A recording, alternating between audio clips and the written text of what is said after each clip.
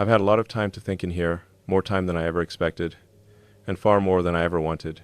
There's a strange clarity that comes when you're lying in a hospital bed with the steady rhythm of machines surrounding you, keeping time like some kind of mechanical heartbeat. At first, I fought against the reality of it. I told myself there had to be a breakthrough, a miracle, one last surge of momentum that would change the outcome. But eventually, something inside me shifted. Not in defeat, never defeat, but in understanding. I realized that life isn't a race you can outrun fate in. It's more like a series of chapters, and my final one just started earlier than I thought. I want to tell you about this sense of acceptance, because it wasn't a moment of surrender. It was a moment of perspective. When you strip away all the noise, the headlines, the goals, the pressure, the next milestone, you're left with the simplest truth. Life is finite, but meaning isn't. Meaning is what you craft deliberately, piece by piece, choice by choice. And lying here, I began to understand that my meaning isn't tied to the length of my life, but to the depth of what I felt, what I tried to create, and the love I carried even for people I hadn't met yet, including you. Acceptance brought a sense of calm I didn't expect. I found myself thinking less about what I was losing and more about what I had experienced. It's almost funny how the mind works when you know the clock is ticking. The regrets you thought were massive shrink. The worries that used to keep you awake at night become irrelevant. And the things you didn't appreciate enough suddenly glow, with this intense clarity moments with family, the smell of rain, the excitement of imagining a future I won't see. Even the silence in this room feels like it's teaching me something.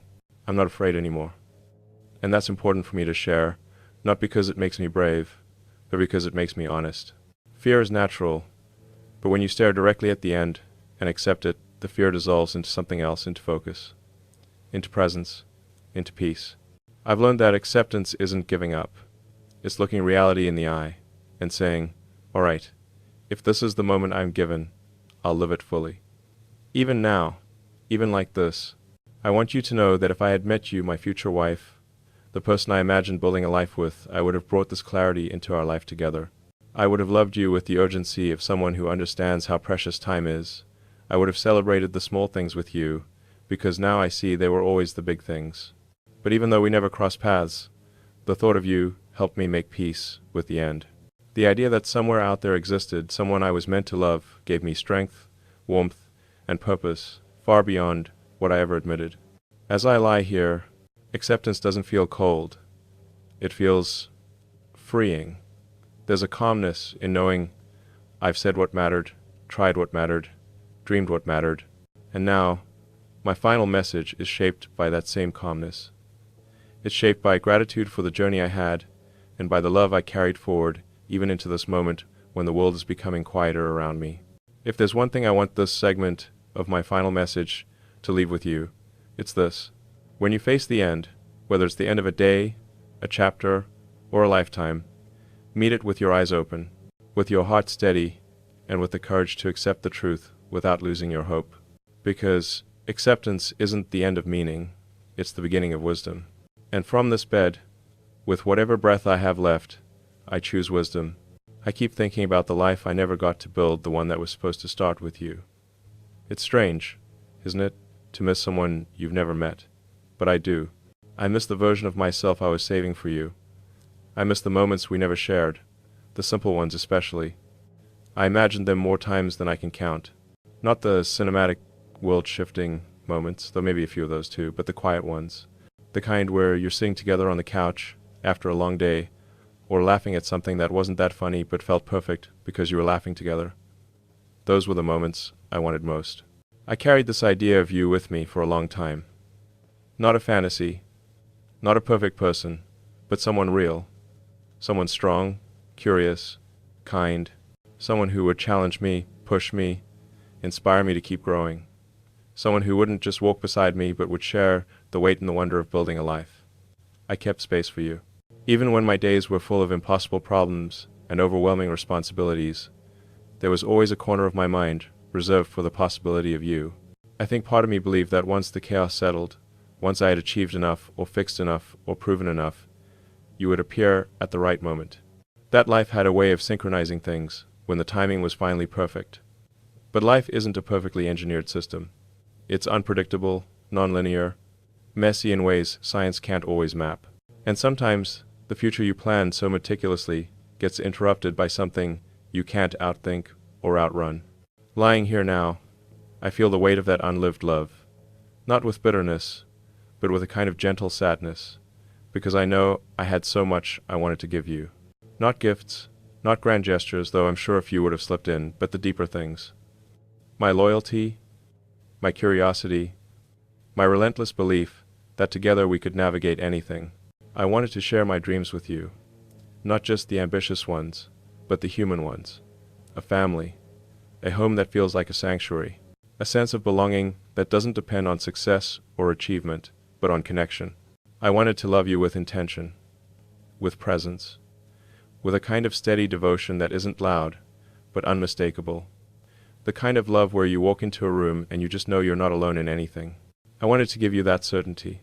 I think that's the part that hurts the most, the idea that I'll never have the chance to show you the version of love I spent years growing into. When you imagine someone for so long, they become part of your internal architecture. You start designing your choices around the hope that eventually you'll meet. I pushed forward through a lot of difficult moments because I believed there was a future waiting where you and I would stand together. I kept going, in part, because the idea of you made the risk and the exhaustion worth enduring. I wanted to become the kind of person who deserved the love I hoped you would offer. And even though I won't get to hold your hand, or hear your voice, or see the way you look at me when you're trying not to laugh, I want you to know something important. You mattered to me. Even as a possibility, you mattered.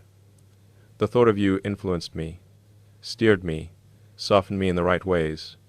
You reminded me that life isn't just about building, or solving, or striving. It's also about feeling deeply, honestly, fearlessly. I may not have met you in this lifetime, and I may not get to give you the love I carried, but that love was real. It shaped me, it guided me, and it lives on even now, in these final moments, as something pure and unbroken. If I leave anything behind for you, let it be this. You are worth imagining, worth hoping for, worth loving, even from a distance I could never cross. You know, one of the thoughts that keeps circling back to me in these quiet hours is how grateful I am that you exist at all. Even though we never met, even though our paths never aligned the way I hoped they would, the simple idea of you added something meaningful to my life. People talk about gratitude as something tied to what you can see, touch, or measure. But sometimes gratitude is directed towards something or someone you only know in your heart. And that kind of gratitude is just as real, maybe even more powerful. There were years when life felt like a constant forward push, like I was sprinting through my own timeline trying to solve every problem and lift every weight I could. And in the middle of all that motion, the thought of you was a stabilizing force. Knowing that somewhere out there you were living your life, breathing, learning, becoming, gave me a sense of balance. It reminded me that life isn't only about innovation or impact. It's also about connection. Even imagined connection. Even future connection. And in my case, connection that never materialized but still mattered profoundly. Sometimes I'd wonder what your day looked like. What kind of music you listened to, what made you smile, what challenges you were facing. Not out of obsession, but out of this quiet appreciation for the reality that you were out there, growing into the person I hope to share my life with someday. That simple belief helped me push through long nights and heavy decisions. It gave me a subtle but steady motivation, like a compass pointing toward a future I wanted to be ready for. It's a strange thing to feel thankful for someone you've never met. But gratitude isn't restricted by circumstances. It's a form of recognition. And I recognized you, your possibility, your significance in my internal world, the impact you had without even knowing it. You were like a lighthouse I never reached, but always navigated by. And even now, at the end, that light feels warm. What I'm most grateful for is the way imagining you kept me human. It's easy to get lost in ambition, to become consumed by big goals or impossible timelines. But thinking of you pulled me back to what actually matters. It grounded me. It reminded me that at the core of everything beneath the dreams, the responsibilities, the challenges, what we're all really looking for is someone to share ourselves with. Not just our successes, but our fears, our hopes, our quiet moments. You represented that for me. You were the reminder that love isn't a distraction from life's mission. It's part of the mission itself. I'm grateful for the hope you gave me. Hope can be a fragile thing, But the hope tied to you was different. It wasn't based on control or certainty. It was based on trust, the belief that something good was out there waiting, even if I didn't know exactly when or how it would arrive. That belief carried me through more moments than I can count. And now, as I face the end of my story sooner than expected, that gratitude has only deepened. It's not tinged with regret or frustration. It's full of softness. I'm thankful you exist in the world. I'm thankful you lived a life that, in some indirect but meaningful way, intersected with mine, even if only through thought, through hope, through imagination. If there's a version of this reality where you somehow hear these words, I want you to know this. Your existence was a gift to me, even from afar. You gave my life a dimension it wouldn't have had otherwise. You gave my heart a destination, even if I never arrived. You gave my spirit something to lean toward when everything else felt unsteady. And as I breathe through these last chapters, that gratitude remains unwavering, untouched by time or circumstance. Because some people change your life without ever knowing you, and you are one of them for me. You are a blessing long before you ever knew you were one. When I think about you now, where you are, who you're becoming, what kind of life you're stepping into, I feel this deep sense of hope for you. Not the kind of hope built on chance or luck, but the kind built on the belief that you deserve a future filled with things I won't be able to give you myself. And that's all right. That's part of why I'm speaking these words now. A blessing isn't diminished just because it comes from someone who won't be there to witness its unfolding. If anything, that makes it even more sincere. I want your life to be rich, not just in accomplishment, but in meaning. I want you to wake up each day knowing you're moving towards something that excites you, something that lights up your mind. I hope you never let the world convince you to shrink yourself or limit your potential. You're capable of far more than you realize. And the right person in your life will see that, support that, and celebrate that. And I hope you choose someone who never asks you to trade your ambition for their comfort. More than anything, I hope you find love that feels like partnership. The kind of love where two people stand side by side, each whole on their own, but stronger together. A love where disagreements don't break you, they refine you. Where growth doesn't scare you, it inspires you. Where vulnerability isn't a weakness, it's the core of trust. You deserve that level of connection. I couldn't give it to you in this lifetime, but someone will, and I hope you recognize it when it arrives. I want you to laugh often. There's a specific kind of joy that comes from laughing without restraint, the kind that dissolves tension and shakes you back into the present moment. I hope your life is full of those moments, unexpected, genuine, contagious. I hope you find friends who lift you, who challenge you, who remind you that you're not walking this path alone. And when the world feels heavy, as it inevitably will, I hope you have people around you who help you rediscover your strength instead of letting you drown in your doubts. I hope you travel, whether that means crossing oceans or simply stepping into new chapters with curiosity instead of fear. There's something transformative about expanding your world, about realizing that life is bigger than any single moment of disappointment or pain. Don't let comfort zones become cages. Don't let routine become a quiet substitute for passion. Keep exploring, keep learning, keep opening doors, even the ones that feel uncertain. I hope your heart stays open. Life has a way of hardening even the softest people if they're not careful.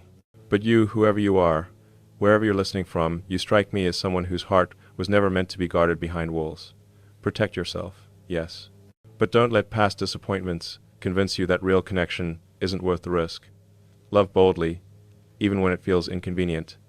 Care deeply, even when it feels unreciprocated. The world doesn't need more people who play it safe with their hearts. It needs more people brave enough to feel fully. And lastly, I hope you forgive yourself often.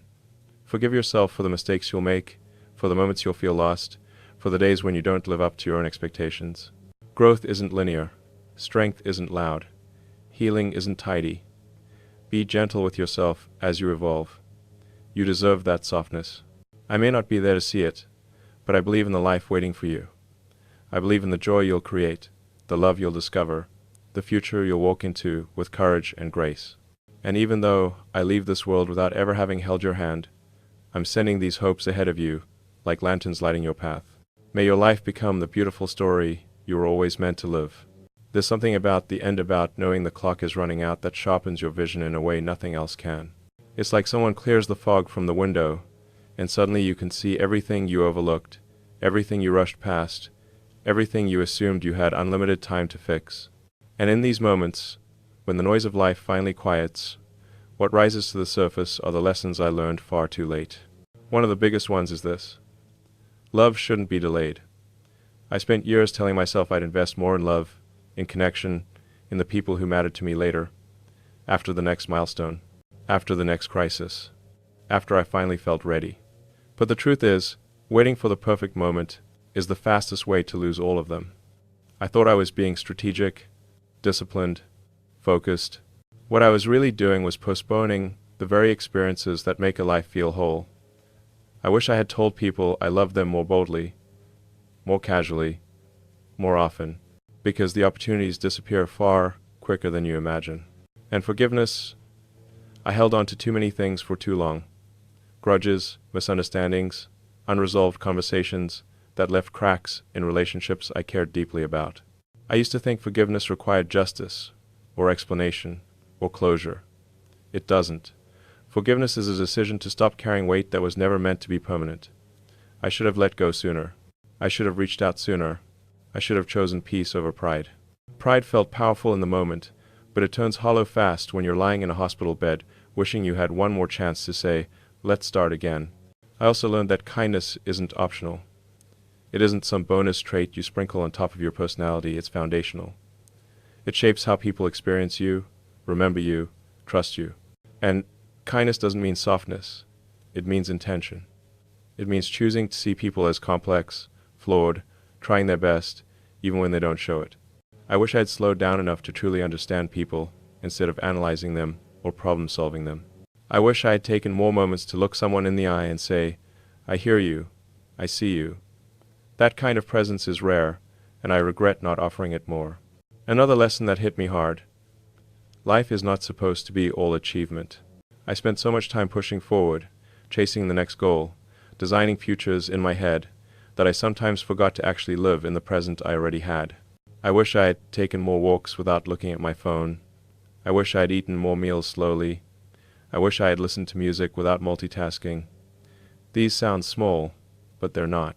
Presence is the heartbeat of meaning. Without it, even the biggest successes feel strangely empty. And then there's courage, the everyday kind, not the cinematic version. The courage to be vulnerable, to say what you feel without calculating the outcome, to take emotional risks, to admit fears, to let people in. I thought vulnerability made me inefficient, unguarded, maybe even weak. But now I realize vulnerability is one of the purest forms of strength. It's the bridge that allows love, connection, empathy, everything that actually matters to reach you. I learned that time is not a guarantee, it's a variable. And treating it like an infinite resource is one of the biggest mistakes a person can make. I don't say that to create urgency, but to create awareness. Life doesn't wait for you to be ready. It doesn't pause when you're overwhelmed. It doesn't slow down when you need more time. And that's why the choices you make, every small decision, shape a future that doesn't always give second chances. These lessons, the ones I'm sharing now, came to me late. Later than I wanted. Later than I planned. But maybe they can reach you early enough to matter. Maybe they can help you live with more intention, more clarity, more heart. If my voice has any purpose left in these final moments, let it be this: don't wait to live the way you'll wish you had lived when the end becomes real. Live now with your whole heart while you still can. As I lie here, breathing through moments that feel both fleeting and infinite, I find myself thinking about what a final promise really means. It isn't about guaranteeing outcomes. Life has proven to me over and over that we control far less than we think.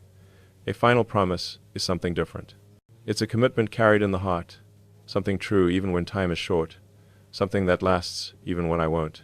And so I want to give you this, the only real promise I have left. I will leave this world holding nothing but love for you. Not regret, not longing, not sadness, just love.